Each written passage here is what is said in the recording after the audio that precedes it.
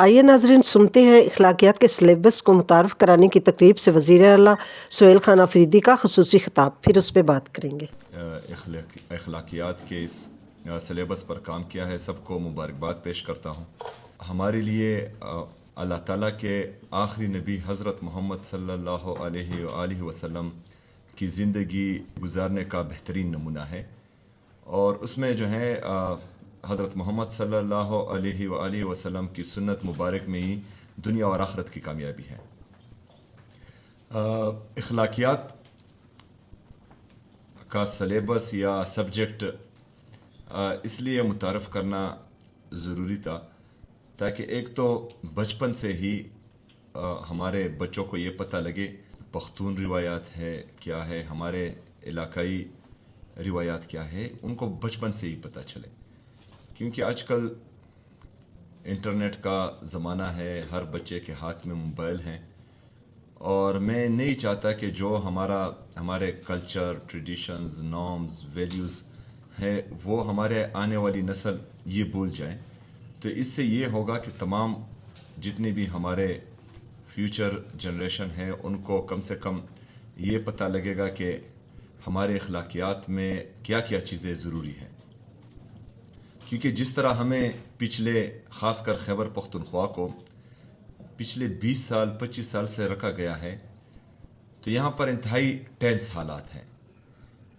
हमेशा से 1947 से लेकर आज तक मैं कहूँगा, ये कहा गया है कि बे से बंदूक ही होता है, काफ से कलम हमने बच्चों को कभी सिखाया ही नहीं है। अभी वक्त है कि हमने इंशाअल्लाह ताला अपने बच्चों को काफ से कलम ही सिखाना है, उनको एजुकेट करना है, उनको ये बताना है कि दुनिया पहुंच गई है चांद पर पानी ढूंढने, और मेरे खैबर पख्तूनख्वा का बच्चा अब भी जो है अमन का मुतलाशी है, अभी भी अमन की भीख मांग रहा है। तो ये चीज़ें मुझे भी दर्द देती है, और इन चीज़ों से जो है मुझे ये लगता है कि दुनिया हमसे आगे जा रही है और हमें पीछे धकेला जा रहा है। तो इंशाअल्लाह ताला हमारी जिम्मेदारी है कि हमने अपने बच्चों को एजुकेट करना है हर लिहाज से, चाहे वो मजहबी लिहाज हो, चाहे साइंसी लिहाज हो, चाहे वो अखलाकियात हो, चाहे वो जदीद टेक्नोलॉजी के लिहाज से हो। तो इंशाअल्लाह आहिस्ता आहिस्ता जिस तरह हमने अखलाकियात के सब्जेक्ट का आज से इफ्तिताह कर दिया, तो इंशाअल्लाह ताला कुछ दिनों में हम AI जो हमारा आर्टिफिशियल इंटेलिजेंस है उसका भी जल्द सब्जेक्ट आ जाएगा, और उसका भी इफ्तिताह करेंगे इंशाअल्लाह ताला। तो हम इस्लामी मुआशरे के साथ साथ जदीद तरीन जो साइंसी टेक्निक्स हैं उसको भी प्रोमोट कर रहे हैं, और वो भी अपने बच्चों को सिखा रहे हैं।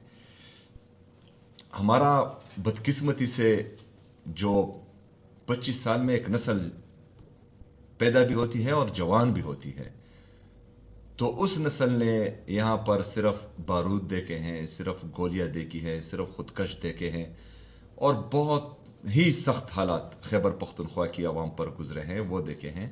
लेकिन बदकिस्मती से आज भी जो हैं वो बंद कमरों के फैसले हम पर मुसलत हो रहे हैं, और उससे मेरे खैबर पख्तूनख्वा की आवाम अफेक्ट हो रही है। तो हम जब बार बार एक ही बात कहते हैं कि बंद कमरों में फैसले हमेशा मुल्क और कौम को नुकसान देते हैं, बंद कमरे के फैसले कभी भी मुअस्सर नहीं होते।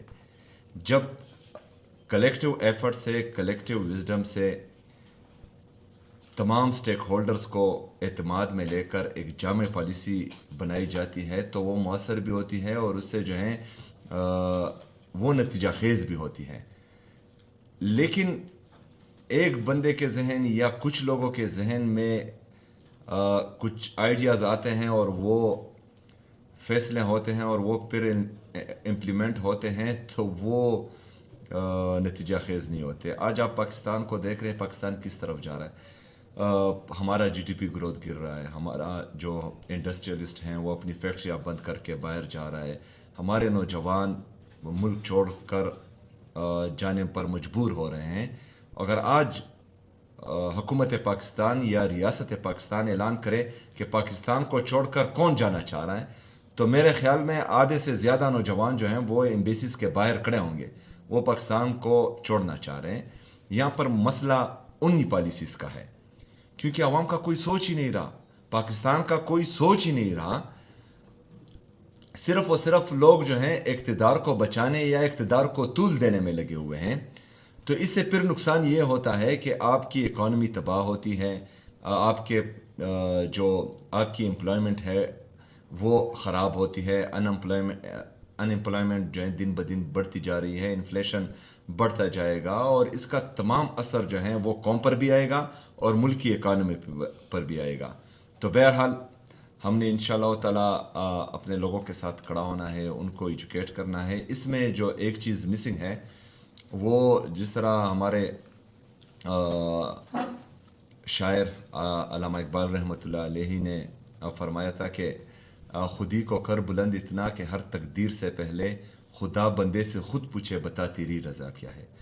تو جو وہ خودی ہیں، جو بحیثیت قوم ہم میں ہونی چاہیے، تو خودی کا بھی ایک چیپٹر، تاکہ ہم نے ایک خوددار قوم بنانی ہے، اور یہ بہت ضروری ہے۔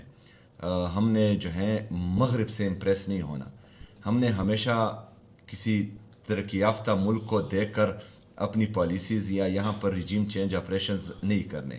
ہم نے پاکستان کے اندر پاکستانی قوم میں وہ خودداری لانی ہے کہ وہ دنیا میں اگزامپل دے سکے کہ میں پاکستانی ہوں اور مجھے فخر ہے کہ میں پاکستانی ہوں۔